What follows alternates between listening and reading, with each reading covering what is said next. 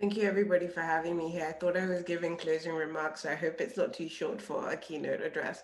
First, I want to thank Rockefeller Foundation, Smart Power India, who are amazing, and they're always involved in all my different events, Power for All, and for just allowing me to contribute for this very important conversation. Many of you who know my history knows that I was the head of an agency in Nigeria at the age of 27. So it's not just important to give women the opportunity, it's also important to give young women the opportunity to actually strive in sustainable energy. So to simply put it, without empowering women, we cannot achieve Sustainable Development Goal 7, and we cannot ensure affordable and clean energy for all by 2030. I believe very strongly with it, and I think the data also supports it.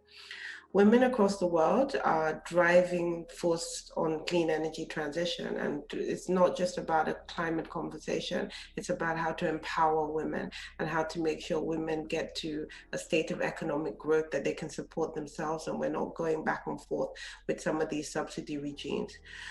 From young entrepreneurs to female CEOs like myself, we need to harness ambition, and we shouldn't get just as women to certain positions and forget the other women that we also have to mentor to make sure that they get to our positions or they exceed it. I think it's really important to focus on the fact that, unfortunately, with this pandemic, it's very clear to see that the lack of access to electrification and clean cooking disproportionately affects women. And children as we move forward. And we need to come up with a sector with role models and champions and female friendly policies in government. It's important that we demand that when you are doing a results-based financing project or you're doing a large procurement, there's a certain amount of people that actually have to be female that work in the workforce. Again, in my previous role, I was really fortunate to train about 600 young women who are doing amazing things around the world now, but that's because I insisted on it in my role that it has to be women leadership in some of these areas. And I think that is sometimes a challenge of the fact that a lot of us do not want to challenge institutions as they come forward, or they don't want to challenge processes.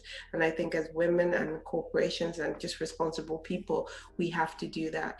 We already see the facts that as Denise from Power Africa said, is just, how much opportunity when you give a woman sustainable energy. We need to be part of the solution, not just a recipient of that.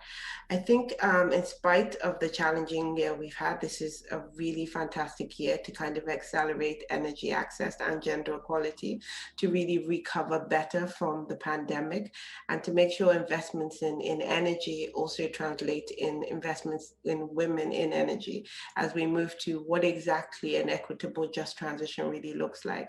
It is also important to ensure that women are also at the forefront of all these efforts and pushing participation. Like I said, there are still a vast amount of equalities both in the global north and the global south in terms of the approaches of women, in terms of energy careers, and how women are seen on a lot of these bigger platforms. And even when you get to my role at the UN, insisting that sometimes I'm not going to be on podiums on platforms unless there's at least one other woman there, and preferably also some diversity as well. Diversity is key. And I know we haven't spoken about it now, but it's also to make sure that there's equal representation from the global north and the global south. It is extremely frustrating for people, someone like myself, who does not see anyone who looks like me on screen, Zoom call after Zoom call after Zoom call. And we really need to have African and Asian leaders demanding a spot in the conversation. And that's why I'm really happy at SE4 we have really taken this on. And we have made sure, at least under my leadership, that we hire young women from Africa, from Asia, mostly Indian, who have done a fantastic job heading actual teams instead of just being part of the conversation. In terms of inequalities, I mean, I don't have to tell you the facts. I mean, the data is clear that if you give women access to energy, they basically do a lot more with it than the man. But it's important that when we talk about access to energy, we talk about energy for development. And I was really happy to hear when we started talking about productive use. For me, we need to shy away from the narrative of giving people light. That's good and it helps, but that isn't enough to get people out of economic growth.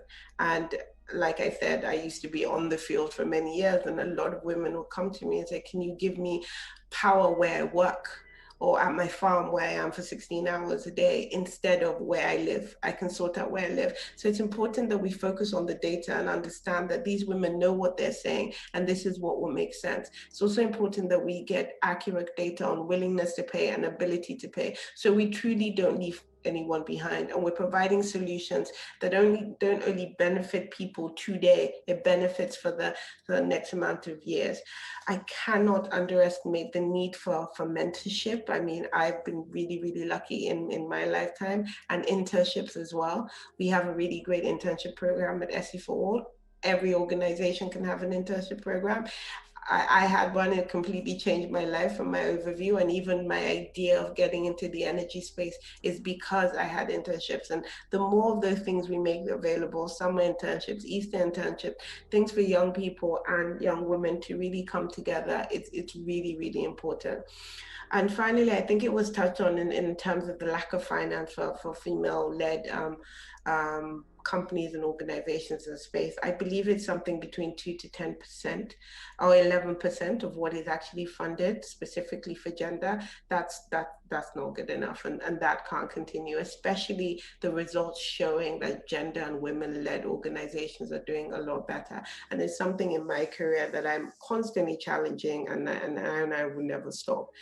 Again, like I said, we need to recognize that this year particularly seems like the year for women's empowerment. It seems that people are actually sitting up and discussing these things, and you don't feel like a lone person in the conversation. And, you know, again, thanks to Smart Power Africa for having this type of conversation. But the conversation now has to turn into action. And we as women are responsible for tracking how we grow and holding ourselves accountable and other women in these different forums. I'd want to challenge us to all be bold and be ambitious. We're working with Rockefeller Foundation on our Be Bold campaign, which is a nice background you have behind me, just in terms of just this is the year we raise ambition and we insist things have to be done. I'm always available if anybody wants to discuss this any further. This is a topic, if anybody knows me, that's really passionate to me, but we need to get governments, businesses, development partners, financial institutions to really realize that this issue that we're talking about, sustainable energy, is not nice to have. It is the difference between life or death for a lot of people, and especially women. So thank you so much for having me today, and great to be part of the conversation.